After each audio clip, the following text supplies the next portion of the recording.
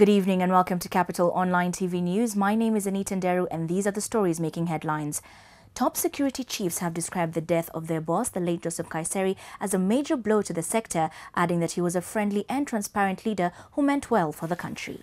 Speaking at the residence of the late Cabinet Secretary during a visit today morning, Interior Principal Secretary Karanja Kibicho said he had lost a great friend, boss and mentor. In CS Nkaissery, I found a friend. I found a very jovial person.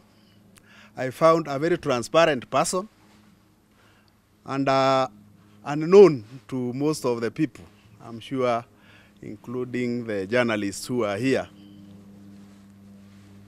A very, very, very, very funny human being. In the last 2 months, General was very keen about how we conduct the general election. Those who are in the security players in this gathering will always remember the signature question. Kama nyinyi watu mmejipanga for the period before, during and after the general election. And in his honor, we want to commit to the country that the 2017 general election in the Republic of Kenya, to the best of our ability and in honor of General, will be violence-free. Inspector General of Police Joseph Boynet described him as a general who brought order to the police service and the ministry. He took his duties very, very seriously and truly wanted the police to be a world-class police service that we aspire to be.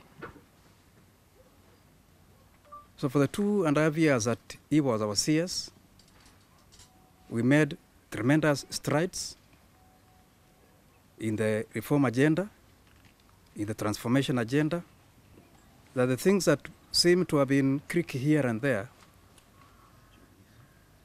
came back to order. Nkaissery's memorial service will be held tomorrow at the Nairobi Baptist Church ahead of Saturday's burial at his Bisil home in Kajiado. President Uhuru Kenyatta has commissioned a 1 billion shilling bridge in Bita that will link the town on the mainland to Rusinga Island. Speaking during the event, the head of state said that Bita, which is represented in the National Assembly by Millie Odhiambo and the opposition Heartland, is a beneficiary of the Jubilee government's development agenda. The highlight of the president's visit to Kisumu will be the groundbreaking of the 15 billion shilling brewery and commissioning of the Ahero-Isebania Road in Nyando constituency. Lastly, the Central Bank of Kenya is currently reviewing revised business plans that banks submitted. This comes after the regulator issued new operational guidelines in April. CBK Governor Patrick Njoroge says the revised plans aim to diversify revenue streams coming after interest rate capping that squeezed traditional revenue.